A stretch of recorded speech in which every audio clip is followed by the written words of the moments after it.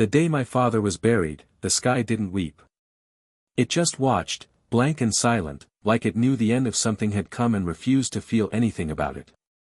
I stood there in my best suit, the one I'd worn to my divorce hearing, sweating under the September sun as the preacher droned about legacy and heaven.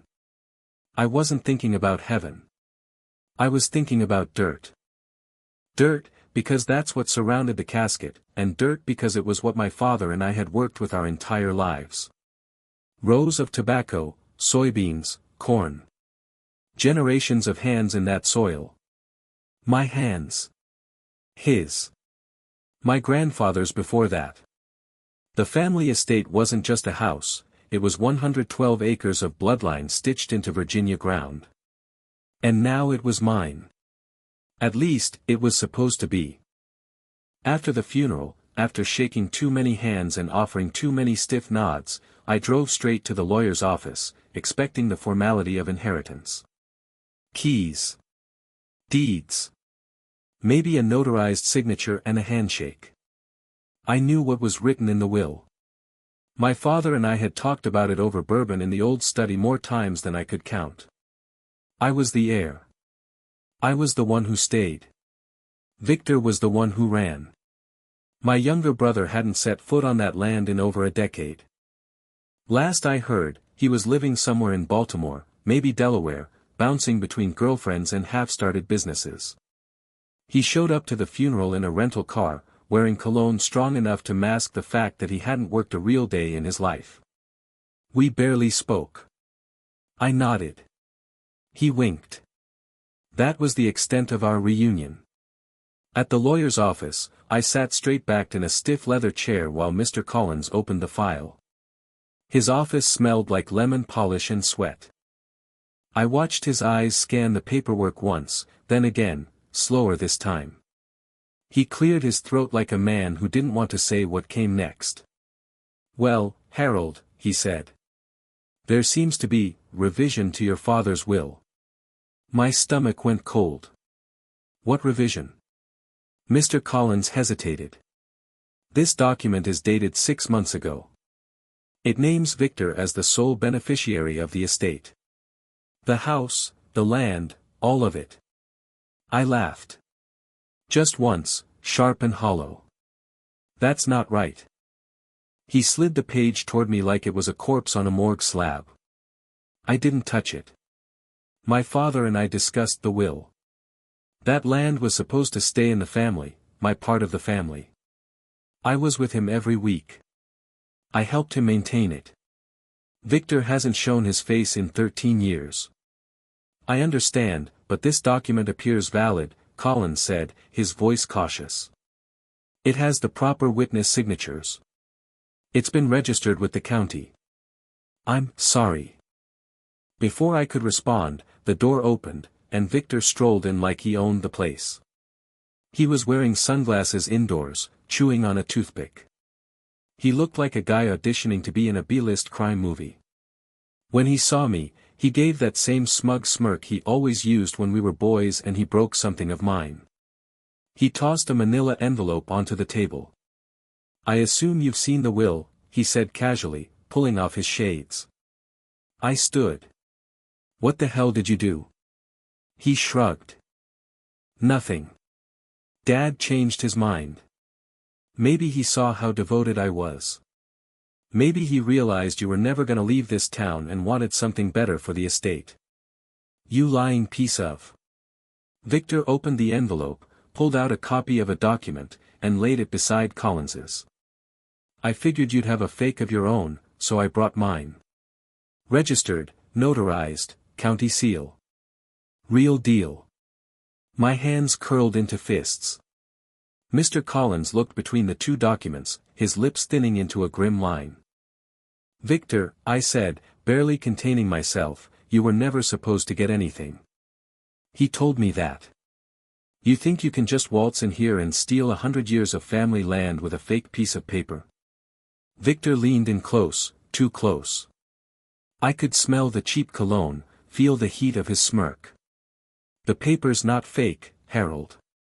You just never mattered as much as you thought you did." He walked out without waiting for a response. I didn't follow him. I couldn't. I just stared down at that paper, the black ink burning itself into my memory. I didn't know how, but I knew in that moment, this wasn't just a betrayal. It was a theft. And I wasn't going to let it stand. Not without a fight. Not without revenge. I didn't sleep the night after the will reading. I tried. I really did. But every time I closed my eyes, I saw Victor's smirk across the desk, his smug little victory lap behind his sunglasses. I saw the land, my land, cut into pieces, sold off, turned into luxury homes or some flashy resort. And I saw my father's face. Not the weak, hollowed version from the hospital bed, but the man I knew in his prime, sunburned skin, calloused hands, dirt under the nails, bourbon in one hand and a rusted spade in the other. We used to talk in the study most nights after dinner. Just the two of us. The house would settle into its nighttime creaks, the wind pushing at the shutters, the pipes groaning like old men in the walls. We'd pour ourselves 2 glasses of his favorite bourbon, neat, always, and sit with the fire crackling low, the smell of oak and leather thick in the air. The land was our constant subject. Not just the acres and soil, but what it meant. He believed land carried memory, that it could feel who belonged to it. You understand it, Harold, he told me one night, tapping his thick finger against the side of his glass. The soil listens to you. She listens when you walk it slow, when you know not to till after the rain, when you wait for the worms before planting. That's something you don't teach in books. That's blood knowledge. Victor never cared for that kind of talk. He hated mud. Hated the bugs. Hated the hard work.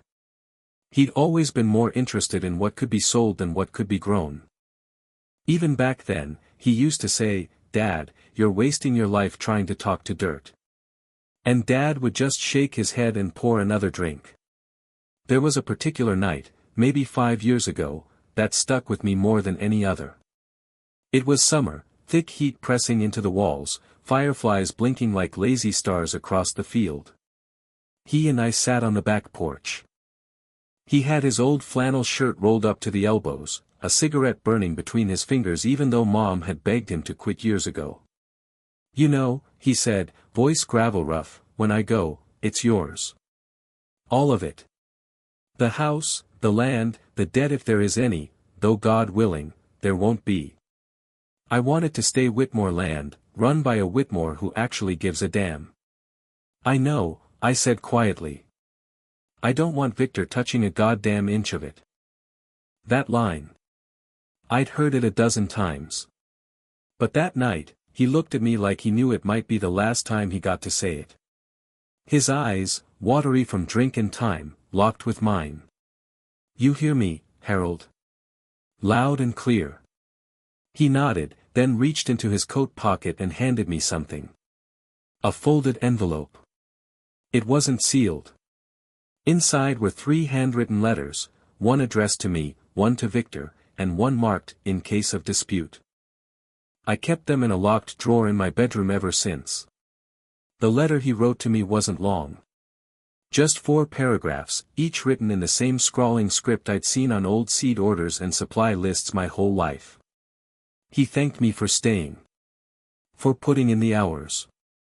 For keeping the fields alive while Victor chased the American pipe dream, as he put it. And then, in simple, unflinching words, he promised the land would be mine. That he'd never let a piece of it slip through to someone who doesn't know the difference between dirt and dust. The letter to Victor was colder. Not cruel, but blunt. It said, "You left. You made your choice. This land isn't yours to claim anymore." The 3rd letter was shorter still. Just 1 line.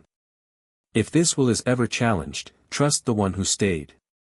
I stared at those letters now, laid out across my kitchen table, the bourbon untouched beside them. They felt like whispers from the grave, not loud enough to shout over a legal declaration, but clear enough for me to know I hadn't imagined any of it. He'd meant for me to have the estate. He'd said it in every conversation, every calloused squeeze of the shoulder, every time we walked the property and he pointed out the weak spots in the fencing or where the old well still had iron in the water. The next morning, I went to the edge of the property. The fields looked the same, untouched, as if the earth didn't yet know it had been stolen. I knelt, pressed my palm to the soil, and closed my eyes. "I'm not letting him have it," I said aloud. The wind stirred the grass around me, soft and low. Maybe it was just the breeze. Or maybe the land heard me. I stood, wiped my hands on my jeans, and looked back toward the house. His house now, legally, or so Victor thought. But this wasn't over. Not by a long shot. My father had made a promise. And I was going to keep it. Victor moved into the estate before the ink was dry. Not just into the house, into the life. He arrived 2 days after the will reading with a moving truck, a new girlfriend in tow, a real estate agent from Charlottesville named Brandy who said, "Y'all," like she'd earned it, and a little black dog that barked at every goddamn thing it saw. They didn't ask me to help unpack. Didn't wave from the porch. They parked in my father's old spot under the hickory tree and carried boxes in like they'd always belonged. But the thing about the house is, it remembers who does. You don't live somewhere for 50 years without it absorbing your scent, your voice, your presence. My father smoked the same pipe every evening after dinner. The smell of cherry tobacco still clung to the upstairs hallway. There were marks on the doorframe in the kitchen, notches where he'd measured me and Victor as we grew. I still remembered mine, 5 feet 7 inches, age 12, right above the scratch where I chipped the frame swinging a mop handle like a sword. Victor walked through those halls like they were blank. But I knew better. The first time I returned to the estate, it was midnight.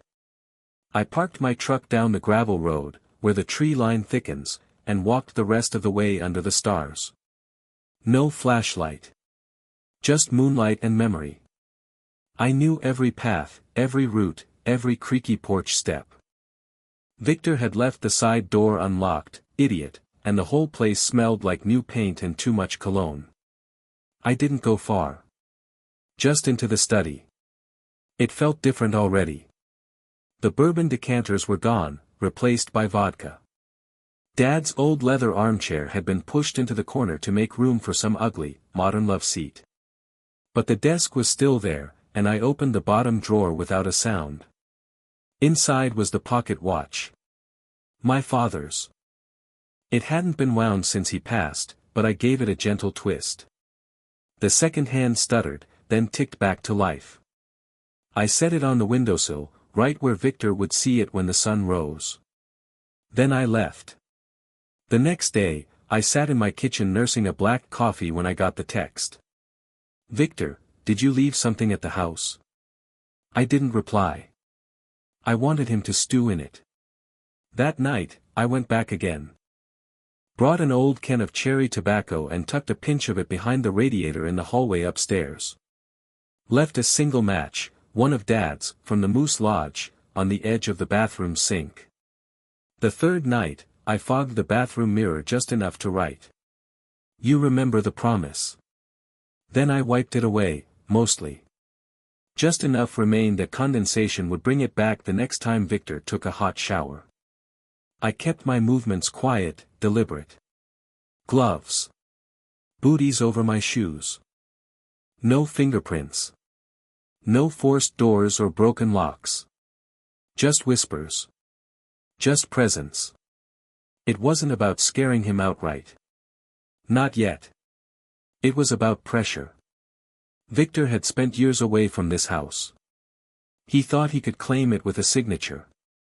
But homes, real homes, don't hand over their loyalties just because a lawyer says so.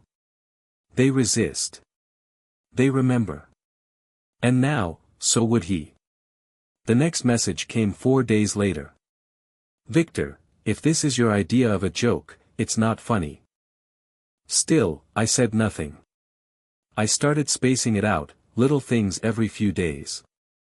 The smell of pipe smoke, thanks to a hidden diffuser vented through the heating system. A door left slightly ajar. The attic light flipped on during the day, turned off at night. Once, I crept into the living room and swapped out a family portrait on the mantel for an older one that had been packed away in a storage box for years.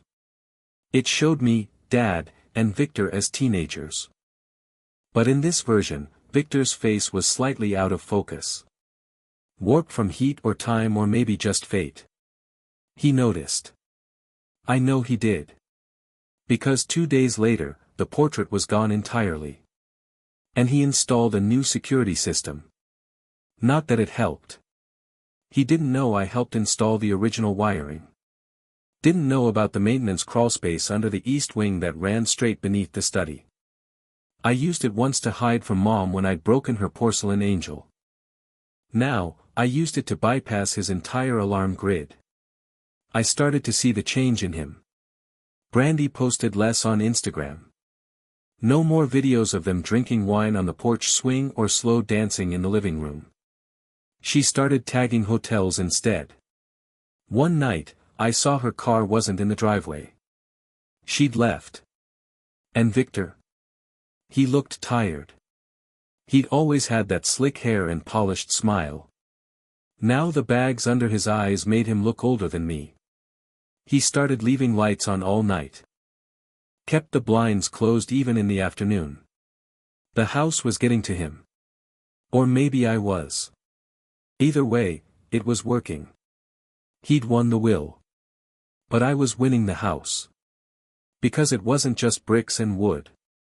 It was memory. Ritual. Legacy. And he was beginning to understand. He might live in the estate. But it would never belong to him. The house knew me. That wasn't just sentimentality. It was fact.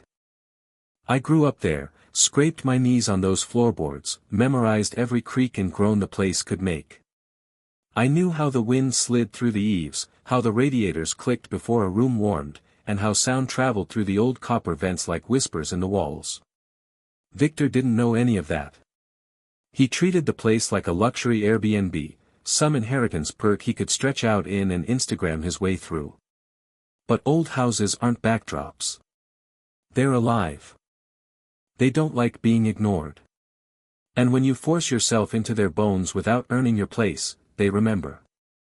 So I made sure it remembered louder. It started with the floorboard outside his bedroom. The third board from the top of the stairs. I loosened it just enough. Not enough to break, just enough that every time he stepped out at night, barefoot and groggy, it would scream under him like a dying animal. He'd jump, stumble, swear. Then try to convince himself it was nothing. Next, I went for the attic. The old vent system up there wasn't just for airflow. It had once been a way to cool the whole house naturally. But if you knew the right spots, and I did, you could use those vents like a goddamn speaker system. I took an old tape recorder, queued up a recording of my father's voice from a 4th of July barbecue, a simple line, nothing threatening. Just, "Victor, you sure about that?" And let it play faintly through the vent above his bed. Only once. That was enough. The next morning, he called the local HVAC company. Thought it was a system malfunction. I watched from down the road as the repair van came and went. He wouldn't find anything wrong. The system was functioning perfectly. I made it worse the following week. On Tuesday night, I crept through the crawlspace that ran beneath the dining room and unscrewed the light dimmer just enough to flicker under pressure. At dinner the next night, as he sat down with a microwaved lasagna and a glass of red, the chandelier blinked out for half a second, then returned at half strength. Not enough to kill a fuse, just enough to suggest something was watching. That was when I left the metal. It was a quiet, sticky Wednesday. Rain had hit the tin roof hard, and the humidity inside must have been choking. I waited until just past midnight, climbed the same oak trellis I used to sneak out of as a teenager, and slipped into his bedroom through the balcony window, the lock still unlatched from the last time I'd checked. I crept to his bedside table and placed my father's bronze star right on his pillow. It wasn't mine to keep. But it was mine to use. When Victor woke up and found it lying there, the panic must have come on fast. The metal had been buried with Dad. Or so Victor thought. But I knew better. Dad hadn't wanted to rot in the ground with accolades pinned to his chest. He gave me the medal 2 weeks before he passed. If Victor ever steps where he don't belong, he said, remind him who earned this land. The morning after I left the medal, Victor called the sheriff. He didn't report a break-in, not exactly. He claimed suspicious activity around the house. Said he thought someone was messing with the electrical, maybe vandalizing the place at night. Sheriff Tuttle, a man I'd known since we were both wearing camo to Sunday school, called me that afternoon. You heard anything weird up that way, Harold? He asked. Just frogs and crickets, I said, sipping coffee like I didn't have blueprints spread across my table. Why? Victor's jumpy. Said someone's trying to scare him. I let the silence hang. Tuttle chuckled. You two always did have a flair for drama. That weekend, Victor installed floodlights around the porch and backyard. Motion sensors, too. I tripped one, once, just to see what kind he used. Cheap ones. The kind that flicker in wind and burn out in a month. Didn't matter. The house didn't need darkness to haunt him. It needed memory. So I gave him more. I left the smell of tobacco again. But this time, it came from the vents during a heat cycle. The smell of our father's pipe would hit only when the furnace kicked on, wrapping the hallway in smoke and nostalgia and guilt. He called the HVAC guys again. They swapped filters. Replaced ducts. Nothing worked. By now, the girlfriend was gone.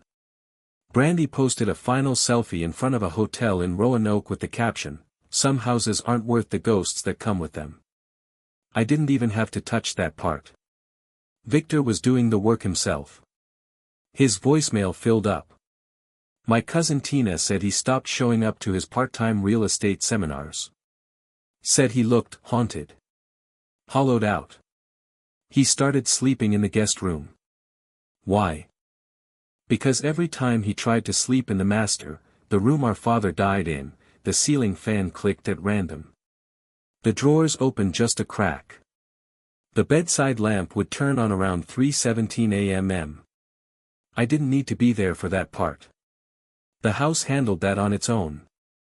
You push an old house the wrong way, and it pushes back.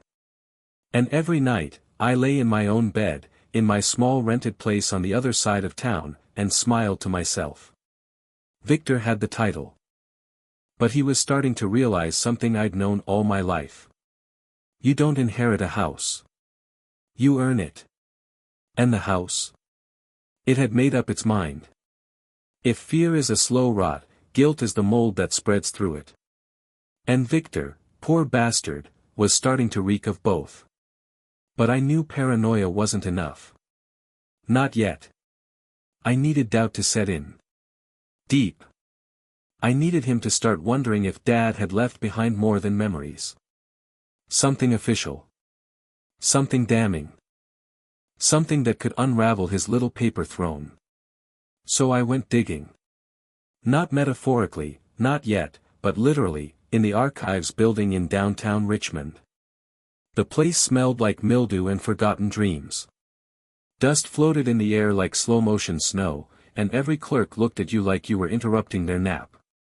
I knew what I was looking for: probate records, old property transfers, loan documents, anything that showed Victor had reason to be afraid of scrutiny. What I didn't expect to find were the gambling records. It started with a clerk named Denise who recognized my last name. She was about my age, maybe older, with cigarette voice and reading glasses that hung on a rhinestone chain. "Whitmore? You related to Victor?" she asked, flipping through an index. "Unfortunately." She grinned. "He's got a reputation. About 5 years ago, he tried to get a second mortgage approved through one of those shady little outfits that don't exist longer than a tax season. Left a trail of IOUs longer than the Chickahominy. Bingo.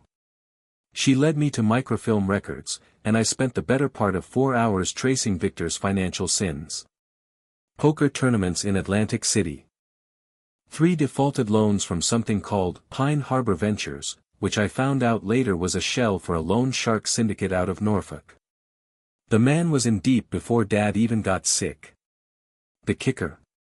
One of those debts was paid off, suddenly, 2 months before Dad allegedly revised the will. Too sudden. Too clean. That was the thread I pulled.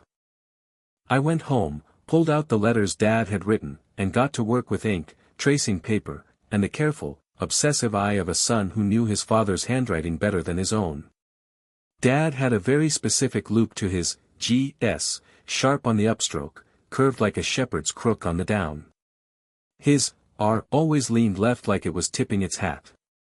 I wrote 3 new letters. Each in Dad's voice. Each hinting at disappointment, warning, unease. The first one went into the mailbox at the estate, a simple note on weathered paper, folded twice, no envelope. Written in Dad's exact hand. Debts unpaid bring curses, son. Some inherit land. Some inherit consequence. I knew Victor would find it. He checked the mailbox himself every day. Still paranoid someone was watching. The second letter went inside the tool shed. I placed it behind the old tackle box, knowing Victor hadn't cleaned that shed since moving in. It read: "You can change the locks, but not the truth." I smeared a bit of dirt on the corner for effect. The third, I saved for his truck. Brandy had left the keys behind when she bailed, and Victor still hadn't changed the remote fob code. One late night, I slipped inside and tucked the letter into the glove compartment, next to his registration and the worn-out insurance card he never updated. This one was the longest. 2 paragraphs, closing with the line: "I know what you did, and so does the land." I signed it, simply, Dad. Now, if Victor had even half a working brain cell, he might have taken them to a handwriting expert. He might have sniffed out the forgery. But fear, when planted right, doesn't make you rational. It makes you desperate. And Victor was ripe for desperation. A week later, he showed up at the courthouse. Tina saw him, said he looked like he hadn't slept in days. Eyes darting. Hair a mess. Asked questions about the probate timeline. Something about misfiled versions of the will. I could picture the panic perfectly. The ground beneath him, the house, the legacy, the lies, all starting to shift. But I wasn't done. I visited Pine Harbor Ventures myself. Not as Harold Whitmore, but as Don Avery, a fictitious insurance investigator. I wore a blazer, used a burner phone, and asked about Victor's debts. I didn't need specifics, I just needed a whisper. I got more than that. Turns out Victor had missed 3 payments on a 4th loan. They hadn't come to collect yet because they couldn't find him, he'd ghosted them, used a P.O. box out of state. But now they had a reason to look closer. I gave them the address. By the end of the month, I knew they'd be knocking. The final touch came from an old family friend, Pastor Jim, who still remembered Victor's smirking teenage face from Sunday service. I told him I found some unusual things in Dad's records and was thinking of having the will reevaluated.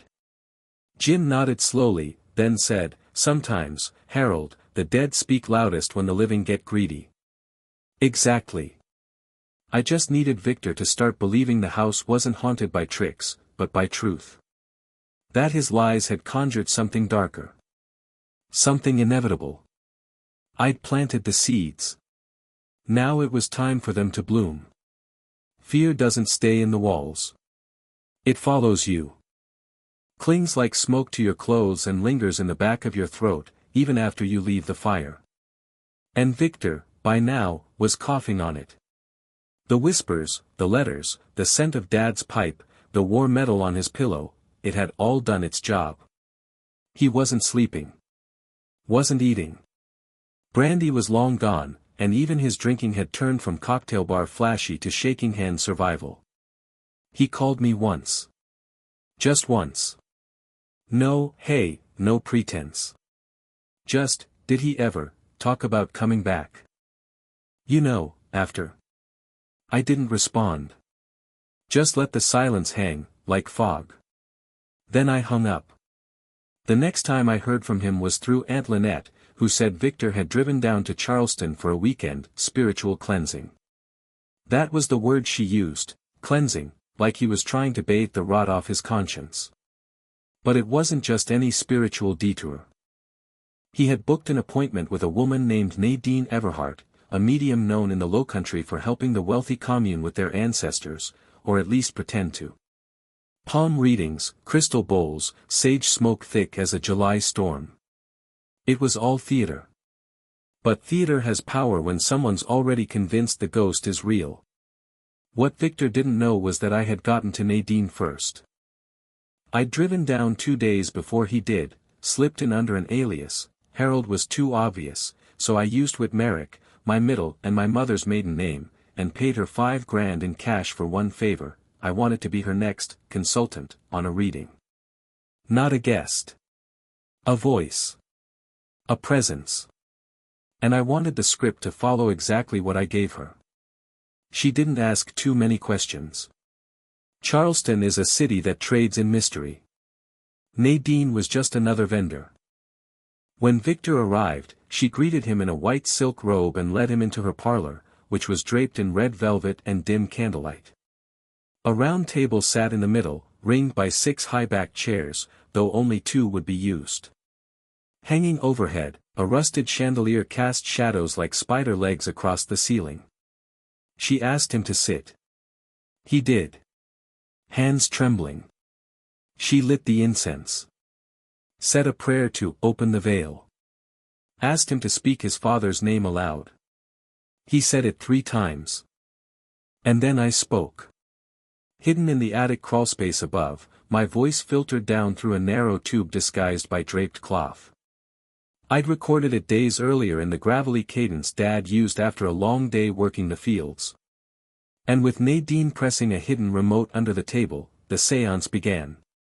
Victor. I never said it was yours. He flinched. Nadine gasped, her performance immaculate. He's here. Victor asked, is he angry? You stole. You forged. You brought shame to your name. I'd written those lines to mimic Dad's exact tone, disappointed, not theatrical. That was key. Dad never shouted. He let the silence between words do the real punishing. Victor whispered, I thought you changed the will. I promised it to your brother. Then came the dagger. Confess. Or I'll never leave this house. That broke him. He shoved back from the table, knocking over a brass candle holder and nearly tripping over the hem of his own coat. Nadine stayed perfectly still, her hands hovering over the table like she was channeling spirits, but I could hear it through the vent, the whimper, the gasped breath, the faint thud of his knees hitting the floor. Make it stop, he said. Please. I didn't mean to, it was just paper, just paper. He started sobbing. Loud. Wet. Ugly. Nadine told me later he sounded like a kid confessing to breaking a window, not a grown man admitting to stealing an entire legacy. The séance ended with a warning, one final phrase, whispered like it came from a long distance. The house is watching, son. It knows the truth. Victor didn't speak on the drive back to Virginia. Didn't even stop to eat. I know because I followed him, a few cars back, watching through rain-speckled glass as he gripped the wheel with white knuckles and stared ahead like the devil himself was pacing his back seat. When he got home, he turned off every light in the house. And left them off. I waited 2 days before checking on Nadine. She was pleased, said Victor paid her in cash and left a shaky 5-star Yelp review. Most powerful experience of my life, he wrote. I asked her if she believed in ghosts. She just smiled. I believe in regret. So did I. And Victor was drowning in it. The estate wasn't just haunted now. It was cursed in his eyes. His own shame had painted the walls in invisible ink, and I was the one holding the blacklight. But I wasn't finished. He thought the dead were speaking to him. Now it was time to make the living believe it too. Victor came back from Charleston a different man. He wasn't wearing that smug grin anymore. His posture had slumped, not from age, but from something heavier. Guilt has a way of folding a person in on themselves, and whatever Nadine's séance summoned that night, it stuck to his bones. The first thing he did after pulling up the long gravel drive was crack open a bottle of whiskey, the good stuff. One of Dad's unopened reserves from the cellar. He'd kept it hidden for decades. Victor was drinking it like water. At first, he used the liquor to sleep. But even the burn of aged Tennessee rye wasn't strong enough to drown out what I'd planted. Because now the house didn't just feel haunted. It spoke. Not in booming echoes or rattling windows. I wasn't after Hollywood. I was after doubt. The kind that creeps up the spine and settles in the quiet between thoughts. It started with the footsteps. There's a vent in the old house that carries sound from one end of the hallway to the other, a remnant of some ancient, poorly designed heating system that Dad never bothered to fix. I knew where it opened up in Victor's bedroom. So I recorded slow, deliberate pacing, heavy boots on floorboards, timed just right to mimic Dad's old nighttime rhythm. At 3 a.m., the sound played for 42 seconds. Victor sat bolt upright, heart hammering. Then the voice came. From a speaker hidden in the floor vent beneath his bed, no louder than a whisper. "You're not alone in this house." He bolted. Called a contractor the next day. Said he wanted the vents sealed and modernized. But until the job got done, the sounds kept coming. Because I knew the house better than he ever would. Next came the portraits. I'd helped hang them all, years ago, photos from Dad's Navy days, Mom in her wedding dress, me and Victor in matching Easter suits from the 70s. Victor hadn't taken them down. They were still there, lining the upstairs hallway like old judges staring down from the bench. So I altered them. Just slightly. I replaced one photo of Dad with a duplicate where the eyes had been darkened with a single dot of charcoal. In another, our childhood faces had faint frowns where smiles used to be. I carefully swapped the photos in the frames during one of my late-night visits, moving like a shadow through a place that had once been mine in every way but on paper. Victor noticed immediately. The first call I got from him in weeks came the night after I changed the photos. His voice was quiet. Slurred. "I think the house is mad." I said nothing. He waited, then asked, "Did he ever talk to you?" "After he passed?" I almost laughed. Instead, I just said, "Some voices never really leave." Click. The whiskey wasn't helping him anymore. It was dragging him deeper. His hands started to shake, not from withdrawal, but from tension. His paranoia bloomed like mold. He disconnected the landline. Stopped answering his cell. By then, I didn't need to sneak in anymore. He wasn't locking the doors. One night, I left another pocket-sized speaker in the guest room. It played 2 lines of Dad's favorite bedtime prayer, the one he mumbled half asleep when I was a boy. "Watch over this house and all who rest. Forgive the son who failed the test." Victor didn't use the guest room after that. He stopped using the study too, after I swapped out a book on the shelf for Dad's old journal. Not the real one, I'd kept that safe for years, but a replica, handwritten, stained with coffee rings, and bookmarked to a fictional entry. "I don't trust Victor with the land. He listens only to money. Not to the soil. Not to the blood." The next morning, Victor was spotted burning papers in the fire pit out back. Tina said she saw him from her porch. Pages flying like panicked birds into the flames, his face gray with sweat. He started keeping lights on 24/7. He didn't sleep more than 2 hours a night. The house had turned against him, and he thought it had chosen to do it on its own. But the truth is, it never had to turn. It had just waited.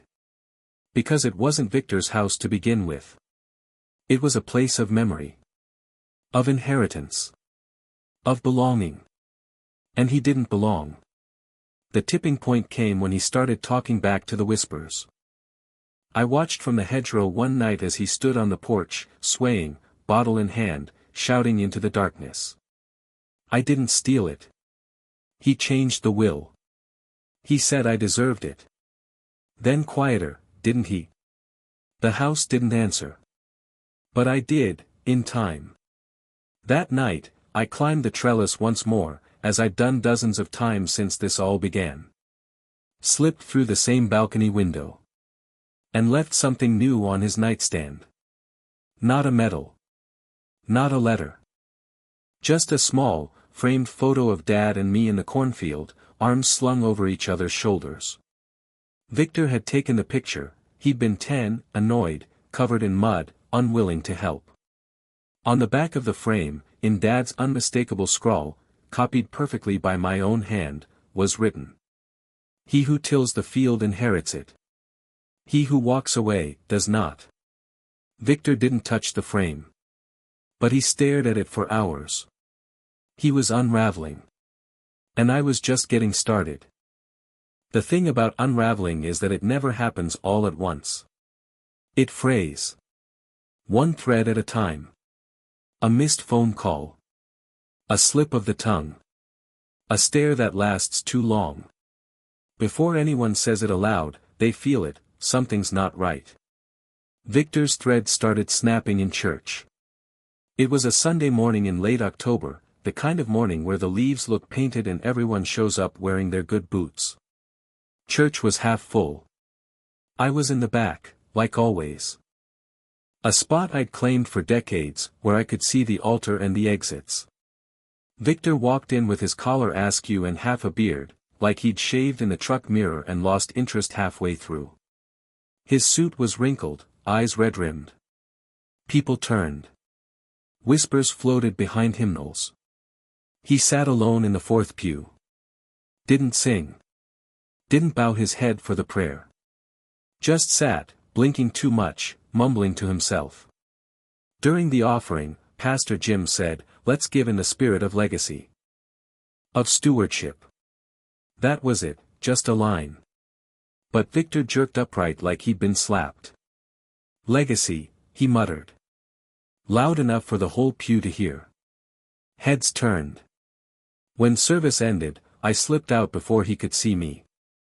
But I heard the tremor in his voice as he said goodbye to the pastor. The way he gripped Jim's hand too long. The way he asked, "Do you think the dead hold grudges?" That afternoon, the gossip mill spun like a combine in July. I didn't even have to do a thing. But I wasn't finished. That week, I planted the last seed, subtle, but devastating. I took one of the forged letters I'd crafted, aged it with tea and sun, and mailed it, not to Victor, but to Aunt Lynette. The oldest Whitmore left, and the most respected. The letter, supposedly from Dad, hinted at changes I never filed, and how Harold is the only one who understands what this land means. She called Victor immediately. I know, because I was parked on the side road near her house when she did. He didn't deny the letter. Couldn't. Not with her voice rising loud enough for me to hear through her open window. "You bullied him, Victor. After everything your father said, you just took it. And now you have the gall to act like you're the one haunted." Click. She hung up on him. And Victor? He came unglued. The breakdown happened 2 days later at a community potluck. Big event. People from town and the county, teachers, councilmen, old family friends, all gathered in the Grange Hall to eat overcooked casseroles and pretend we still lived in a town where everyone knew everyone. I watched from the back of the room again. Victor showed up late, wearing sunglasses indoors, a bad idea under fluorescent lights. He grabbed a plate of food but didn't touch it. Just stood near the punch bowl, swirling a drink, staring at the reflection in the glass. When someone mentioned Dad's name in passing, a compliment about his crops, some old-timer remark. Victor twitched. Actually twitched. Then he laughed. Loud, sharp. A sound like a beer bottle shattering on pavement. You think he was a saint, he snapped, turning to the crowd. You all think Harold some noble heir.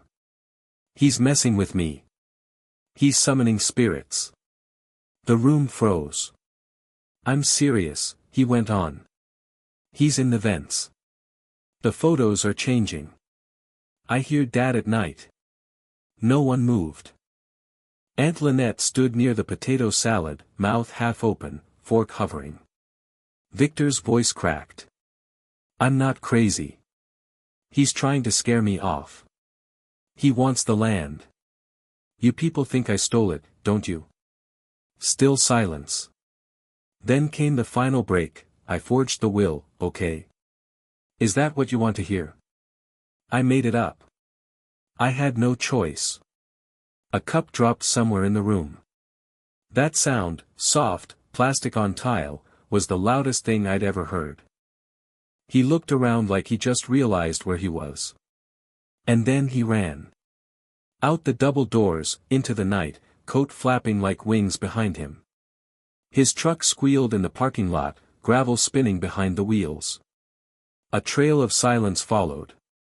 I stayed another 10 minutes. Long enough to help collect chairs, to nod politely as whispers clung to me like perfume. I didn't say much. Just offered a tired sigh and a quiet, he hasn't been well. By morning, the town knew.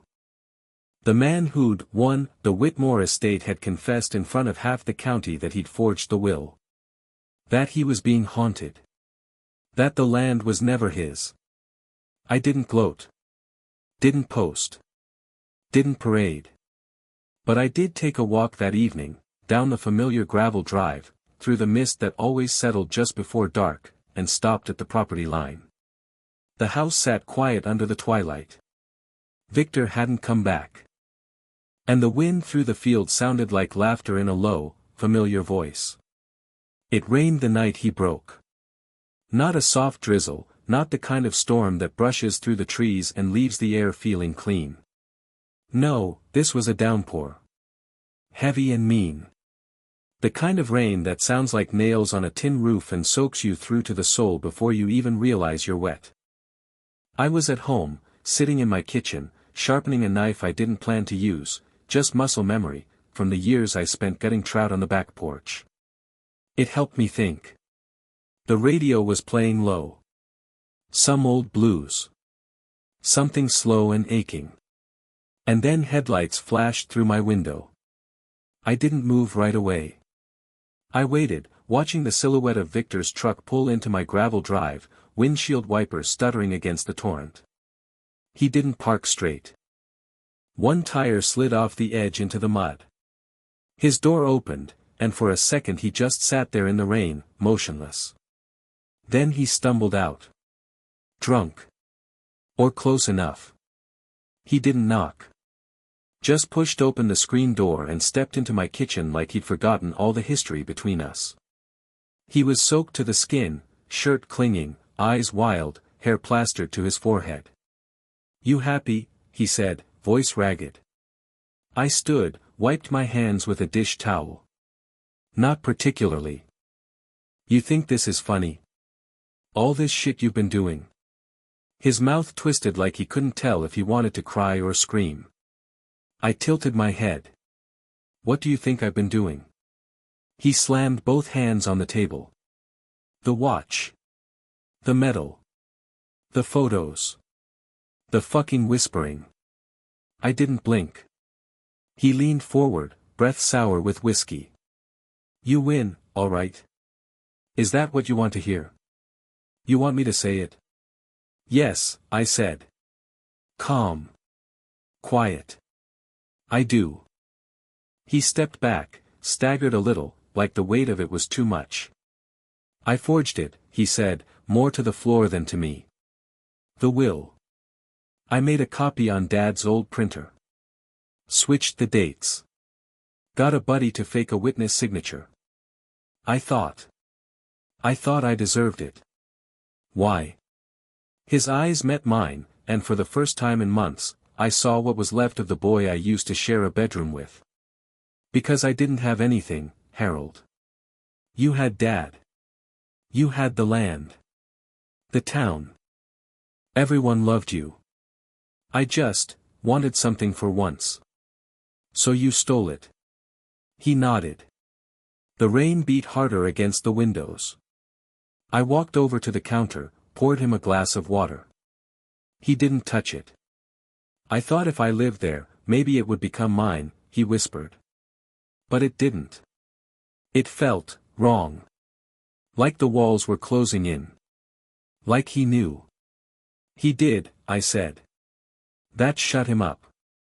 I reached into the drawer beneath the sink and pulled out the small recorder I'd turned on the moment he staggered through the door. I set it on the table between us. Victor stared at it, the red light blinking steadily. His mouth fell open. You were recording me? I needed proof. He lunged for it, but I was quicker. I snatched it back, pocketed it. We stood there for a long moment, neither of us speaking. You ruined me, he said eventually. No, I said. You did that yourself. Victor dropped into the nearest chair like a marionette with its strings cut. The water sat untouched beside him. His shoulders trembled. Whether from the rain or the weight of it all, I couldn't tell. What are you going to do with that? He asked. Turn it over. To who? The lawyer. The judge. Whoever needs to hear it. He looked up. You really think you'll get the house back? I don't think. I know. He slumped lower. I'll contest it. You won't. His lip curled. Why not? Because you just told me everything. And because now. Everyone in town already knows. The thunder rolled low, like a warning shot across the sky. Victor stood slowly, hands open, defeated. What do you want me to do? Leave. He didn't argue. Didn't say goodbye. He just walked out into the rain and drove off, taillights vanishing into the night like the last flicker of a dying flame. I watched him go, then sat back down, knife still in my hand, blues still playing on the radio. I didn't smile. Didn't cheer. But I did feel something settle inside me. A click. Like a door closing after too long standing open. This wasn't victory. Not yet. But it was the final move on a board I'd been playing for months. And now? Now it was my turn to finish it. The court didn't take long. Once I handed over the recording and the forged letters, one of which still had Victor's greasy thumbprint smeared in the corner, my lawyer moved faster than a summer storm across the soy fields. Add in Victor's public meltdown at the Grange Hall, and the judge didn't even flinch. Forgery. Fraud. Revocation of will due to criminal interference. 6 weeks later, the estate was legally mine. The land. The house. The legacy. It didn't come with confetti. There was no parade. Just a manila envelope handed to me by my attorney with a new deed, notarized and certified, bearing my name in crisp black ink. Harold Lawrence Whitmore. Sole heir and rightful owner of the Whitmore estate. Victor. He didn't show up for the ruling. No one knew exactly where he'd gone. Last anyone saw, he was checking into a cheap motel near Chesapeake Bay, muttering about starting over, and getting out from under the ghost. Someone said they saw him selling his truck. Another rumor said he'd taken a job bussing tables in North Carolina. I didn't bother to find out. That chapter was closed. On a cloudy Thursday morning, I drove out to the house for the first time as its rightful owner. My truck rolled up the gravel path, tires crunching like bones underfoot, and for a moment I just sat there, engine off, door closed, watching the porch. Watching the windows. The house looked different. Not in structure. But in presence. Like it had taken a deep breath for the first time in months. Like it recognized me. I stepped out, boots landing in familiar dirt, and made my way to the front steps. I didn't have to knock. Not this time. I unlocked the door with my father's old key, the one I'd kept on a chain around my neck since the funeral, and stepped inside. It smelled the same, pipe tobacco and old wood. But the tension that had filled the halls under Victor's reign. Gone. The air felt warmer. The floorboards didn't creak like they were protesting anymore. They welcomed me. I walked room to room. The kitchen where Mom used to bake bread on Sundays. The dining room where Dad spilled bourbon laughing at his own jokes. The living room with its fireplace, quiet and cold but ready. My fingers brushed over the mantel, over the family photos I'd restored. The real ones. Then upstairs. The study was intact. I lit the lamp on the desk, sat in the old leather chair, and opened Dad's real journal, not the fake one I planted, but the one I'd kept hidden since he passed. His final entry was short, written just 2 weeks before he went into hospice. If you're reading this, Harold, you made it. You earned it. Make it count. I read it 3 times. Then I placed the journal back in the drawer and turned to the window, watching the wind roll through the fields like waves on a golden sea. Later that day, I visited Victor's old room. The space was a wreck, unmade bed, empty bottles, mold in the corners where he'd let the humidity creep in. But I didn't clean it right away. I stood there, letting the silence speak. This was where he'd unraveled. Where his lies decayed. Where I'd planted the seeds of reckoning, one whisper at a time. In the middle of the floor, I set down a new photo. Me and Dad in the fields, same one I'd used before, but this time framed properly, with the caption Dad had written years ago. He who tills the field inherits it. That night, I poured 2 glasses of bourbon. Set one across from me on the porch and raised mine in a quiet toast.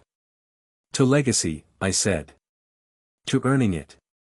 And for the first time since the funeral, I felt like Dad was really there. Not haunting. Just, home. Word spread fast after the court ruling. Folks in town started dropping by again, some with pies, some with offers to help clean up, others just wanting to walk the land like old times. Tina cried when I handed her one of Mom's quilts, the one she thought had been lost when Victor moved in. Aunt Lynette hugged me longer than she ever had in her life. But the best moment came 2 weeks later. Standing on the porch, looking out at the west field, I saw a boy, no more than 15, riding past on his bike. He stopped at the edge of the driveway, took off his cap, and called out. "Mr. Whitmore. You need any help with the harvest this year?" I nodded. He grinned and pedaled off, the promise of a new season rolling under his tires. I breathed in deep. This wasn't revenge anymore. It was reclamation. Restoration. The house didn't groan. The walls didn't whisper. Not anymore. It had its air. It had peace. And as the thunder rolled far off in the hills, soft and distant like the last echo of a storm long past, I whispered back. He believes you now, Father. Rest easy.